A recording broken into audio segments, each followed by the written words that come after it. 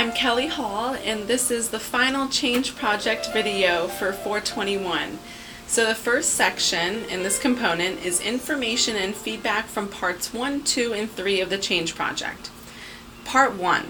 The topic for this change project is an Ebola infection concern in the ICU.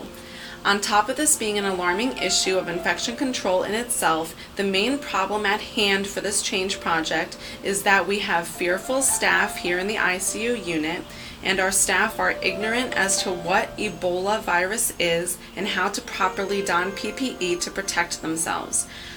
Our internal stakeholders consist of the ICU unit staff, which are unit secretaries, housekeepers, medical supply team, transport team, and unit technical support staff, and the medical staff in the ICU, which are the nurses, the doctors, the patient care techs, the X-ray, EKG, and teletechs. And of course, hospital administration is on the internal side as well. There are 3 external stakeholders: the Ebola patient herself, the local and national government agencies, and our surrounding community. After implementation of this change, the nursing staff, the patient care techs, and the hospital administration are truly key components. Support from administration and leaders are keeping the team strong, and nursing staff and PCTs ultimately complying to the change makes this successful. Part 2.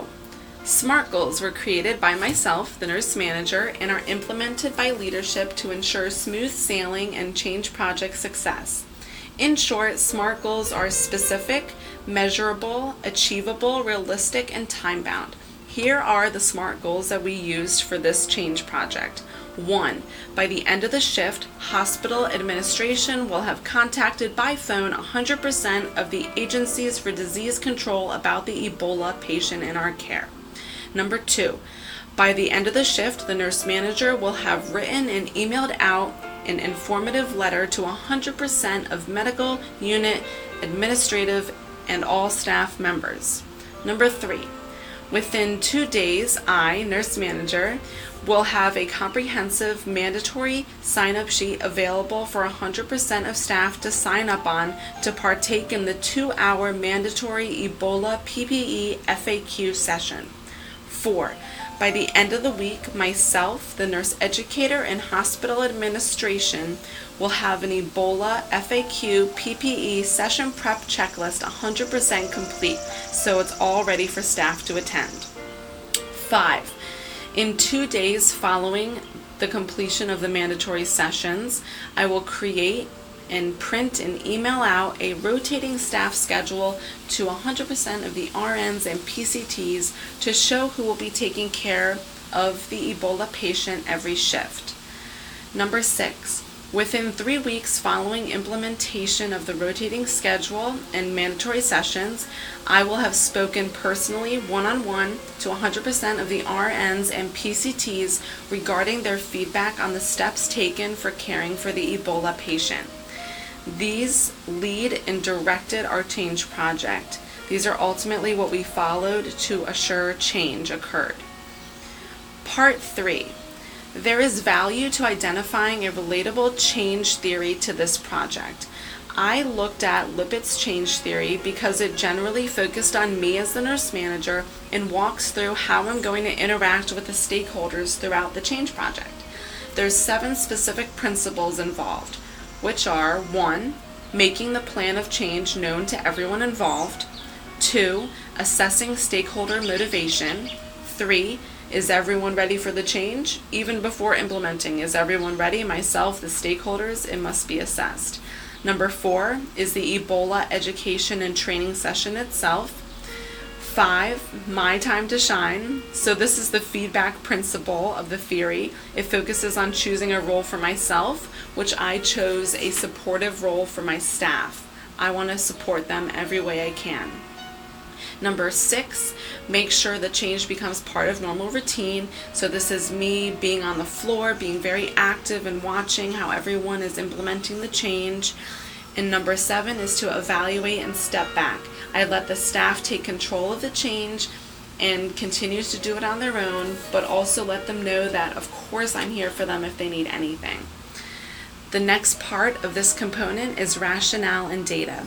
So here's some supporting data for my rationale for this change project, which I'll tell you what it is in just a minute. So supporting data. The ICU staff are fearful. The staff are ignorant to what Ebola is. Not all staff have completed proper PPE training, and staff are unaware of how to properly don PPE to care for an active Ebola infection. So the reason for this change project is ultimately to protect our ICU staff, the Ebola patient, and the community.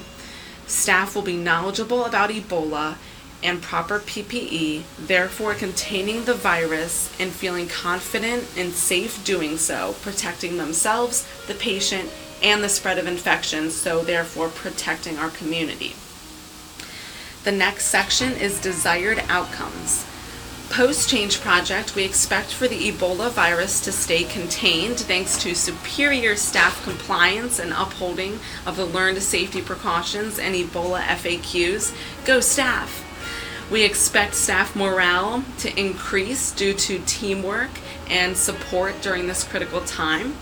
We expect continued compliance with proper PPE to further the prevent of spread of infection here in our ICU, since 100% of staff have been educated. And we expect staff to feel confident in their ability to talk truthfully about Ebola, maintain HIPAA standards, and feel safe when they're caring for patients now that they feel protected. Our target audience, which is the next part of this component. The target audience that needs convincing is the ICU staff themselves. They are at the forefront of this change project. They are the key to change project success. There's an enormous need for all staff to do the following. 1, understand the truth about what Ebola is. 2, how to properly don PPE for the Ebola patient and to eliminate the spread of infection. 3, feel confident and safe when providing patient care. And 4, feel supported by all nursing leaders and hospital administrators. 100% staff confidence, feedback, support, and compliance is 100% needed. That's why the ICU staff themselves are the real target audience for this, because without them, this change project isn't going anywhere. Next is benefits. Successful implementation of this change project will have multiple benefits for the institution overall. 1, successfully containing the Ebola virus, having staff feel safe, and a successful hospital stay for the Ebola patient herself will shed tremendous light on the hospital. In the eyes of the community who may need healthcare at some point in their lives, they will have a sense of safety coming to us. The project shows our competence to handle anything that comes our way by doing things the right way. 2, staff morale will benefit the institution.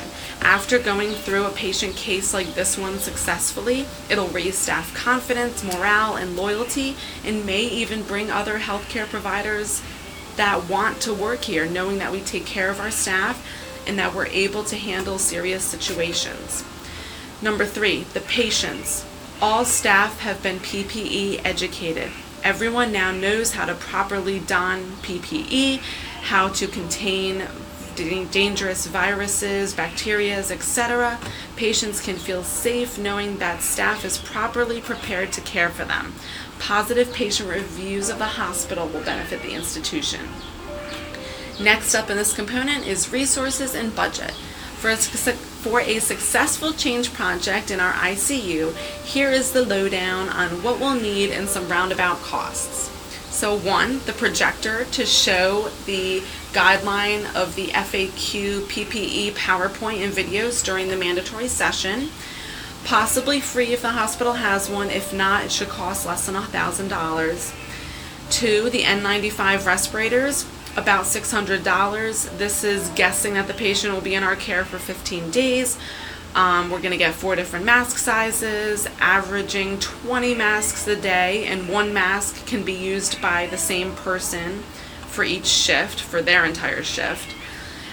Disposable coveralls with hoods and boots, about $2,700 based on the patient. Again, 15 days in our care, we're going to get 750 coveralls with an estimated use of 50 a day.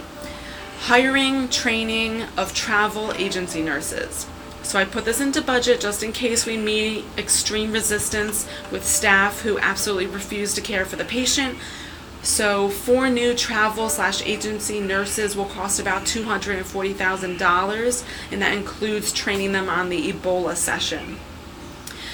Then we have the mandatory pay for our current staff for when they attend the session. So about $1,600 for RNs, 10 day shift RNs, 10 night shift RNs, $40 an hour, $300 for PCTs based on us having 10 PCTs, $15 an hour, $120 for 4 maintenance staff members, $15 an hour, and $1,000 for an estimation of 10 MDs participating. Next up in this component is leaders. Who's going to help lead this change project? Me, the nurse manager, of course. This is my change project division, so it's only fitting that I help to lead. I'm going to be there to make sure everything runs smoothly and to support my staff. Next up is the nurse supervisors. They were chosen to lead because they're going to be my eyes when I'm not on the floor. They're also going to be ensuring that everything is running smoothly, report back to me with any issues, and supporting the staff. The infection control nurse, so they were chosen to lead because this is their zone. The knowledge and support they offer is tremendous, and they will be in charge of watching the staff don the PPE. Nursing educators are chosen for their excellence in helping to educate the PCTs and nurses. They'll be available for support on every shift. And the hospital administration have been chosen to lead because research has shown that care needs to come from all angles of the institution, or workers are less likely to comply because they don't sense the urgency. Next up is the timeline. I'm going to describe a proposed timeline assuming this issue arose on June 1st of this month. So June 1st, patient arrives, max PPE is being used, hospital administration is going to contact the disease control centers. I'm going to email out the informative letter to all staff about what's going on.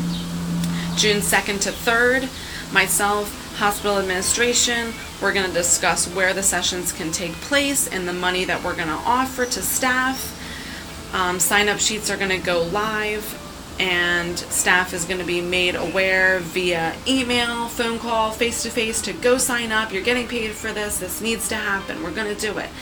June 4th through 6th, myself, hospital management, and nurse educators, we're going to make sure everything is all set up for the sessions. June 7th through 10th is when the sessions will take place at multiple times during those days, so all staff can comply and attend. June 11th through 14th, I'll be keeping a watchful eye on the unit. This is when I'll be on the floor making sure everything runs smoothly. June 15th until the patient discharges is when I'll step back, keep a watchful eye, but let the staff continue with the change and just be there for them. Measures of success. To prove the progress of this change project, we've come up with 2 major measures of success. One is the employee feedback survey. So this will be a confidential survey sent out to all medical unit staff in the ICU. It'll consist of questions, it'll be on how safe and confident employees feel after learning the new knowledge in the session. At the end of the survey, there'll be an open-ended section for employees to write any of their thoughts that they want to make known. Using this survey facilitates an environment that's team-oriented and values the thoughts of those on the team. Like I said earlier, this will give us immediate feedback. The second is observation of the implemented change. So the infection control nurse will be compiling Q-shift observations of proper PPE by staff. Direct observation is a high-quality tool to use that measures competency level of a specific task. So it'll be made known that they're going to be watched, but it's going to be known that the infection control nurse is here to help. So by using these 2 measures, we have an objective and a subjective measure. And that's a wrap. That's the entire ADPI walkthrough of this change project, how it will be implemented, and assisting in solving the problem here in our ICU.